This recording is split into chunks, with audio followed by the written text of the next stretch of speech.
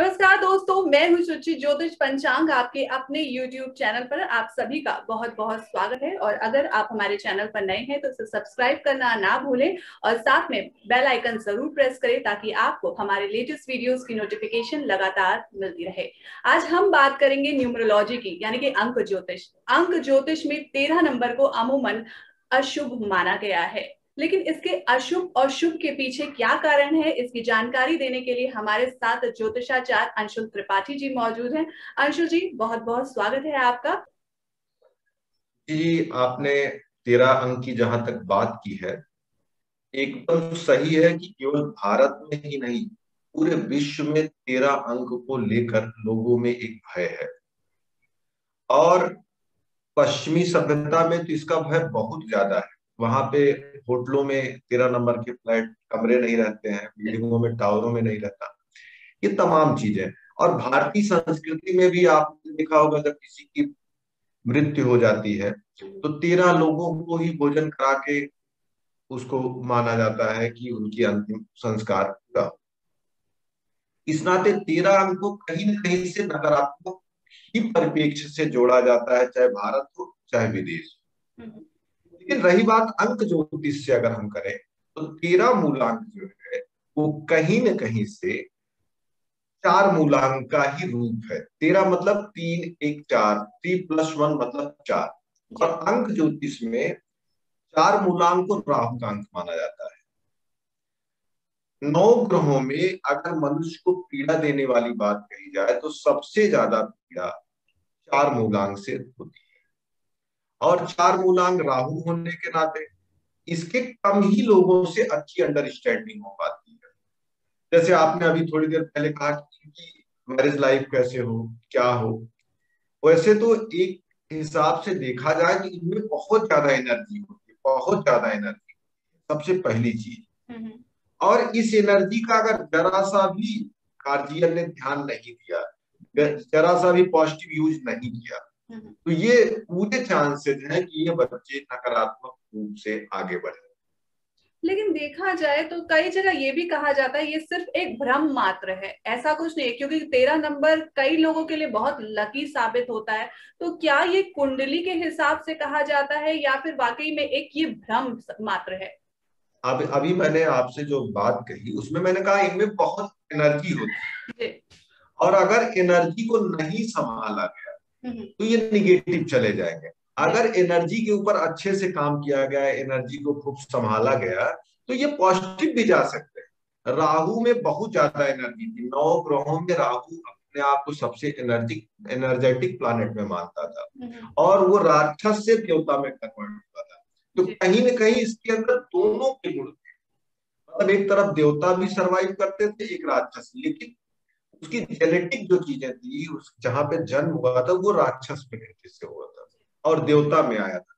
तो इसी नाते कहा जाता है 13 मूलांक वाले या 4 मूलांक वाले या 22 वाले, ये सारे लोग महत्वाकांक्षी होते हैं। इनको कुछ पाना है, ये कुछ बड़ा करना चाहते हैं। इस नाते कभी कभी ये बहुत बड़ा रिस्क लेते हैं। जैसे अपराध में चले गए और बड़ा रिस्क लिया तो उनको नुकसान होता है। आपने देखा होगा, स्टोरी में सुना होगा, राहु ने अमृत पीने के चक्कर में अपना सर कटवा लिया था विष्णु जी से। तो कहीं ना कहीं इनके अंदर एनर्जी है, महत्वाकांक्षा है। और दूसरी चीज आपने देखा था, सारे राक्षस ये बात नहीं समझ पाए कि उस जो देवताओं को मिल रहा वो अमृत है, लेकिन राहु ने ये बात समझ। तो राहु मतलब 4 मूलांक, 13 मूलांक या 13 तारीख को पैदा हुए लोग, ये एनर्जेटिक होते हैं। इनको कुछ करने की क्षमता, बस एक इनके अंदर महत्वाकांक्षा होती है, कुछ हम बड़ा पाए। महत्वाकांक्षा के चक्कर में गलत दिशा में जाते हैं। तो जो ये भ्रम है, ये एक अर्थों में सही है, एक अर्थों में गलत है। सही कैसे है कि जब आप एनर्जी को संभालेंगे तो ये गलत दिशा में चले जाएंगे, और आपने अगर संभाल लिया तो अच्छी दिशा में भी जा सकते हैं। लेकिन कहा जाता है, जैसे आपने राहु की चर्चा की, तो कहते हैं कि राहु जो है हमेशा इस तरह से प्रभाव डालता है कि व्यक्ति जो है वो गलत ही काम करे। तो उसमें अगर ऐसे में जी संभालना देखिए कैसे देखिए होगा? देखिए, दो चीजें हैं। आपने राक्षस को केवल गलत ही माना। राक्षस रक्ष धातु से बना है, अर्थात जो रक्षा करने वाला है। अगर आप राहु की जगह जाके सोचें, राहु एक राक्षस था और वो चाहता था कि भाई उस देवताओं के साथ ईमानदार मतलब छल, राक्षसों के साथ छल हो रहा था, उसने उस छल को जान लिया। जानने के बाद उसने अमृत धारण, वो अपनी जगह तो ठीक था। तो चार मूलांक वाले जो भी करते हैं उनको लगता है हम सही कर रहे हैं, लेकिन उसका परिणाम निगेटिव हो जाना। तो जैसे आपने कहा वो बाद में रिस्क होने लगता है, तो ये लोग दम्भी हो जाते हैं, इनके अंदर भय आता है, इनके अंदर गलत आदतें आती हैं, जिससे वो धीरे धीरे गलत होते हैं, लेकिन उनको लगता है हम सही हो रहे हैं। तो ये चार मूलांक जी बहुत ज्यादा पेचीदा हो जाता है। जी, हाँ अगर बोलिए। 13 नंबर की बात करें तो 13 नंबर वाले व्यक्ति का शादीशुदा जीवन कैसा रहता है, उनका करियर कैसा रहता है, इन सभी पर बताइए थोड़ा। शादी की बात आपने छेड़ी है, कैरियर की बात छेड़ी है। कैरियर में हमने पहले कहा बड़े महत्वाकांक्षी हो, ये हमेशा कुछ बड़ा करना, छोटे से इनको कोई भी लगाव नहीं होता है, पहली चीज। और बड़ा करने के चक्कर में ही रिस्क लेते हैं। चार मूलांक को आप राजनीति में भी देखेंगे, क्राइम में भी देखेंगे, स्पोर्ट में भी देखेंगे, मतलब जहां पे भी एनर्जी ज्यादा लगती है उन सब जगहों पे चार मिलते हैं। ये पूरे रिजिड रिजिड होते हैं, मतलब हमको करना है तो करना है। और इनका करने का जो अंतिम तरीका होता है वो किसी भी तरीके से होता है। बस निगेटिविटी कहाँ पैदा होती है, किसी भी तरीके से। मतलब अगर छल करना पड़ेगा तो हम छल करेंगे, हमको किसी के सामने रोना पड़ेगा तो रोएंगे, खुश होना पड़ेगा, मतलब एनी हाउ अपने लक्ष्य को अचीव करना। उसी बीच में इनसे गलती होती है। इनका लक्ष्य ये डायरेक्ट नहीं होता हम गलत ही करें, इनका लक्ष्य हमको अचीव करना, उस बीच इनसे गलतियां होती है। जी और रही बात दूसरी की मैरिज लाइफ के बात में, तो चार मूलांक का ये जो जिद्दी स्वभाव है, इनके मैरिज लाइफ में कभी कभी ये प्रॉब्लम क्रिएट करता है। हाँ, कुछ अंक हैं जिनके साथ इनकी शादी होती है, उनसे ये थोड़ा प्रेशर में रहते हैं, मतलब उनके प्रति ये थोड़ा सा झुके रहते हैं, उनके प्रति प्रेम पूर्ण रहते हैं, और ये प्रेम में कभी कभी अपनी जान भी देने को तैयार होते हैं, लेकिन इनका माइंड स्विंग होता रहता है, तो जो मैरिज लाइफ में सबसे ज्यादा दिक्कत करती है। तो क्या है वो, किस जो नंबर 13 वाले व्यक्ति हैं उनको किस अंक के लोगों से शादी करना चाहिए ताकि उनकी शादी शादी सफल हो, किनसे प्रेम करना चाहिए ताकि उनका प्रेम जो है वो सफल हो, जिस नंबर का आपने जिक्र किया। आपने बहुत अच्छा क्वेश्चन किया कि ये सारे 13 वाले सुन ले या 22 वाले सुन ले या चार मूलांक के पैदा हुए लोग सुन ले, सारे का रंग अंक जो है इस हिसाब से रहा। अगर इनको एक मूलांक वाले व्यक्ति, एक मतलब जो 10 तारीख को पैदा हुए हैं, 19 को पैदा हुए हैं और 28 को पैदा हुए हैं, और ये इनके लिए सबसे अच्छे होते हैं। क्यों? क्योंकि एक का कहना ये अपने आप मानते हैं, इनके अंदर से उनके प्रति प्रेम और रिस्पेक्ट होता है, उनके अंदर ये रहना चाहते हैं, जैसे उनके अंडर में ही ये रहना चाहते हैं, और इनको आनंद आता है, इनको वहां पे बेचैनी नहीं होती। फिर ये 6 मूलांक के साथ ये अच्छा महसूस करते हैं। 6 मतलब जो 6 तारीख को पैदा हुए हैं, 15 तारीख को, 24, लेकिन यहाँ पर क्या होता है, ये इनके साथ रिलेशन अच्छा रहता है, लेकिन ये उनके ऊपर थोड़ा सा हावी होते हैं।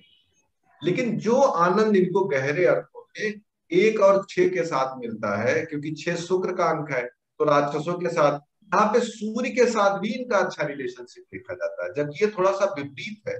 लेकिन न्यूमरोलॉजी में 1 और 4 अक्सर साथ पाए जाते हैं। एक सवाल और, जैसे 13 नंबर कहा गया है अशुभ है, लेकिन 13 नंबर के लिए भी कोई दिन शुभ होगा, तो वो 13 अंक न्यूमरोलॉजी में 13 नंबर वालों के लिए शुभ दिन कौन सा होगा, जिस दिन वो अपने सभी अच्छे काम करें, इंटरव्यू पे जाना है तो उस दिन को ही चुने, या दिन की अगर बात की जाए तो कौन सा दिन उनके लिए शुभ माना जाएगा? ये ज्यादातर बुधवार और शुक्रवार को अपना दिन अच्छा माने, तो इनके लिए ज्यादा अच्छा।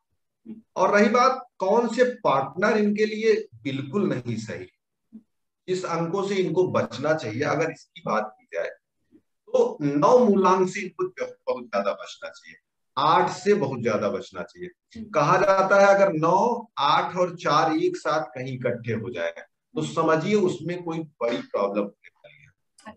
8 मतलब जो 17 तारीख, जो 8 तारीख और जो 26 तारीख को पैदा हो, अगर वो और 4 और कहीं साथ में 18 वाला या 9 वाला या 27 वाला आ गया, ये तीनों अगर मिल गए तो ये समझिए कि बहुत खतरनाक स्थिति है। ये एक अनुभव में गुजरा है, अगर ये 3 अंक मिल गए एक साथ तो नुकसान कर, और ये बहुत ज्यादा नुकसान करते हैं। जी जी। अगर बात की जाए कुछ उपाय की, 13 नंबर वाले व्यक्ति जो 13 नंबर, 4 नंबर जो आप बता रहे हैं, 22 नंबर, इन लोगों के लिए अगर लाइफ में बहुत सारी बाधाएं आ रही हैं 13 नंबर के चलते, तो इन लोगों को उपाय क्या करना चाहिए ताकि इनका जो जीवन है वो शांतिपूर्ण तरीके से चलता रहे? सबसे पहले तो इनमें प्रॉब्लम्स क्या क्या आती है, फिर हम उसको उपाय की तरफ ले जाते हैं। प्रॉब्लम इनकी सबसे ज्यादा जो आती है, एक तो 4 मतलब इन्फेक्शन और एलर्जी। और इन्फेक्शन और एलर्जी जो होता है, इनको केवल शारीरिक नहीं होता है, इनको मानसिक भी होता है। सबसे ज्यादा आप देखेंगे कि डिप्रेशन में जाने वाले लोग, सबसे ज्यादा शक्की लोग, सबसे ज्यादा मतलब इनके मन में कोई न कोई कोई कोई निगेटिव विचार, थॉट चलता रहता है। राहु के मन में ये निगेटिव थॉट ही आया कि देवताओं के हाथ में कुछ, देखिए निगेटिव और पॉजिटिव मतलब है कि आप शक करते रहिए, कभी ये शक आपका सही जाएगा, कभी शक गलत जाएगा, और ये बढ़ता है। तो इनके अंदर सबसे बड़ी दिक्कत आती है इन्फेक्शन, एलर्जी की दिक्कत। दूसरी बात, नशे की आदत भी आने के साथ चांसेस रहते हैं, और इनको कोशिश करना चाहिए कि नशे वालों के साथ से बचना चाहिए। इनके सराउंडिंग जो फ्रेंड सर्किल आती है, वो भी निगेटिव लोगों से आती है। और खास तौर से तो मैं एक बात कहना चाहूंगा, स्मोकिंग करने वाले लोगों से इनको विशेष तौर से बचना चाहिए। राहु को धुआं माना गया है, धुआं मतलब जो वो निकलता है धुआं सिगरेट से, स्मोकिंग से। आजकल तो बहुत सारे तरह के नशे हो गए हैं जो धुएं की तरह लोग यूज करते हैं, और ये जो खराब नशे हैं उनमें राहु का अधिकार होता है। और जो आप देख रहे हैं इलेक्ट्रॉनिक चीजों की सनक बढ़ी हुई है, चाहे मोबाइल हो, चाहे कंप्यूटर हो, चाहे वीडियो गेम हो, छोटे बच्चों को आप देख रही प्रॉब्लम में, और तरह तरह के जो इन्फेक्शन की बीमारियां, सब राहु के नाते। यहाँ तक कह दिया जाए कि ज्योतिषियों ने जो आकलन करके निकाला है कि कोरोना भी राहु की ही देन है, इन्फेक्शन, एलर्जी। और राहु के बारे में कहा जाता है कि विष पॉइजन भी राहु के कारक आता है। तो ज्यादातर लोग जो राहु से प्रभावित होते हैं उनको जीवन में फूड पॉइजन होगा, नहीं कुछ होगा तो फूड पॉइजन हो गया, अगर बाहर जरा इधर उधर खाए तो इनको पेट में प्रॉब्लम होती है, जीवन में इनके पॉइजन आता है। इनको जानवरों से भी खतरा रहता है। राहु जानवर के भी कारक, जैसे सर्प है, 4 पैरों वाला जानवर है, जैसे भैंस है, गाय है, या कोई भी, इनको मारने का डर रहता है। मैंने बहुत बार देखा है, तो 4 तारीख को या 13 तारीख को पैदा हुए 22 को कुत्ता जरूर काट लेता है। जीवन में एक आध बार कुत्ता जरूर काटेगा या किसी जानवर से, नहीं कुछ होगा तो इनको सबसे ज्यादा सनबर्न होता है। सनबर्न आपने देखा होगा, गले वगैरह में छाले पड़ना, दाने पड़ना, और कहा जाता है कीड़ा चला गया। इस टाइप की बीमारियां, और सबसे खराब बीमारी, चेहरे पे काले स्पॉट्स आना, आंखों के नीचे कालापन आना, दांतों में दर्द होना, ये जितनी इरिटेटिंग बीमारियां हैं सब राहु के अधिकार में आती। तो ये इनकी प्रॉब्लम की लिस्ट हुई। अब हम बात करते हैं उपचार के बारे में। उपचार के संबंध में अगर हम आपसे कहें सुचि जी, तो उपचार जो है इनके लिए सबसे फेवरेबल होगा, ये शंकर जी की पूजा और हनुमान जी की पूजा करें, अगर इनको सही रहना। और दूसरी चीज, इनको अपने आसपास के क्लाइमेट के प्रति हमेशा सचेत रहना चाहिए। निगेटिव चीजें आएंगी और उसके बारे में सोचना नहीं। हाँ, और एक बेहतरीन रेमेडी मैं यहाँ शेयर करूंगा, लास्ट में सिमरन हम आपसे शेयर करेंगे, वो जरूर आप हमको याद दिलाइए जी।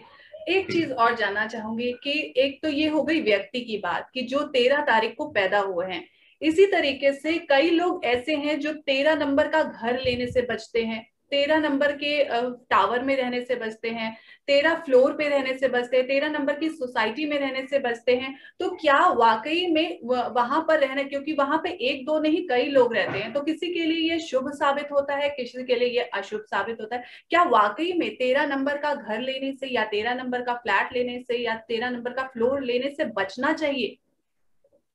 आपका प्रश्न बहुत अच्छा है। राहु को दक्षिण दिशा का स्वामी कहा जाता है। लोग केवल 13 नंबर से नहीं, दक्षिण दिशा से भी, साउथ फेसिंग मकान से भी बचते हैं।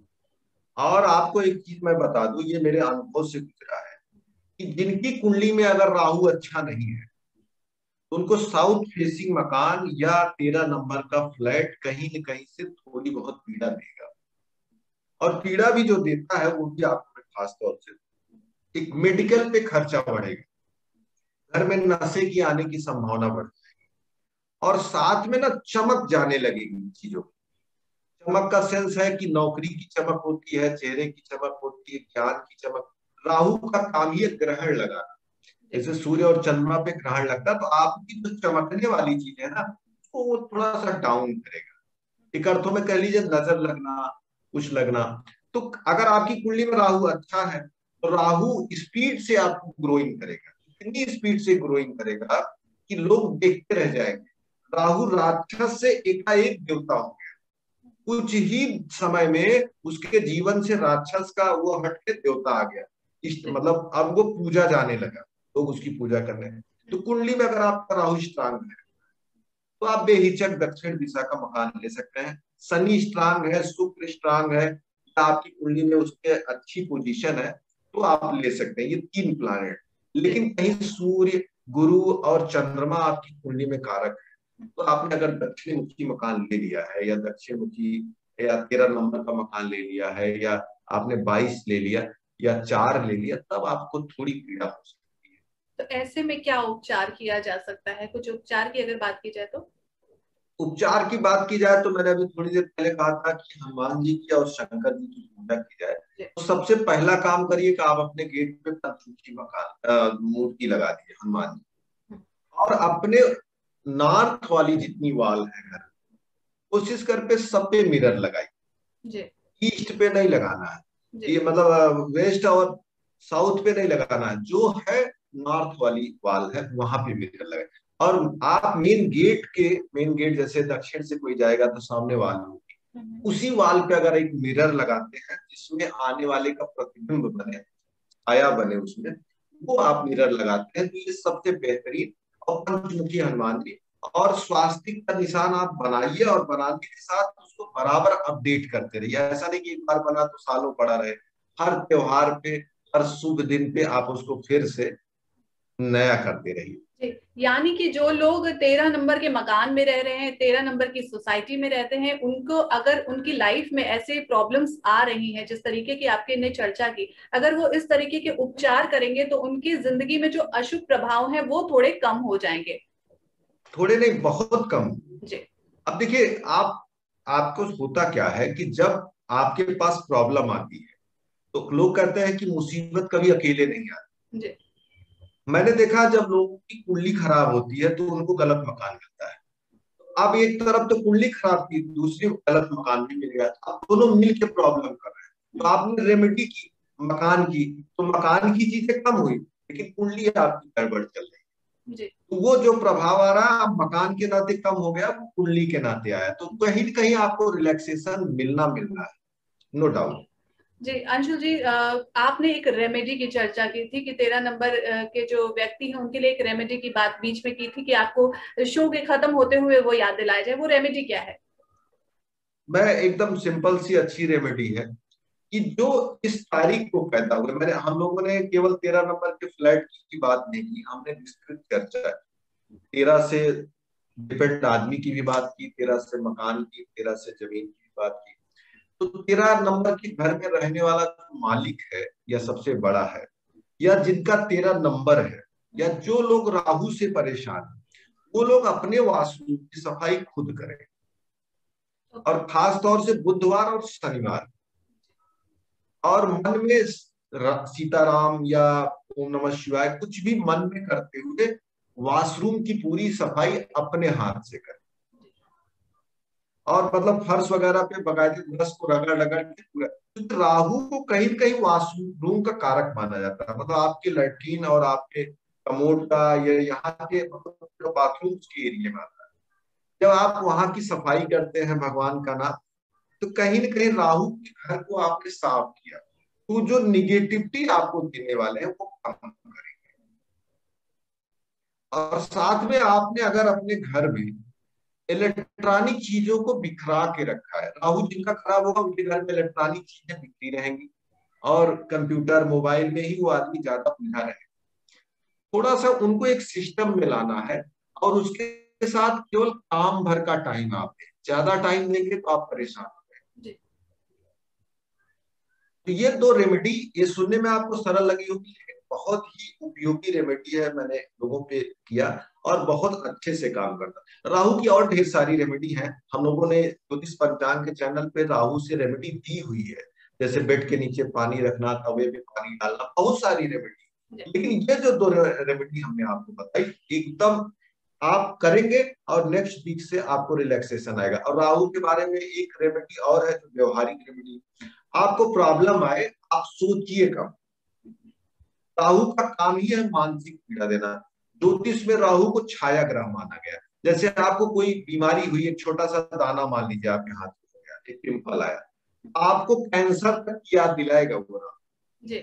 और आप उसको जितना सोचेंगे ना वो ऐसे बढ़ना शुरू करेगा, ज्यादा से ज्यादा बेचैनी पैदा करना। हाँ बेचैन, हाँ निगेटिव चीजों, जैसे आपको कर्जा आया तो आपको दिखेगा कि अब तो मेरा मकान बिक गया जी। आप सोचिए मत, और सारी उसकी जो उड़ान है ना वो आपके सोच पे है जी।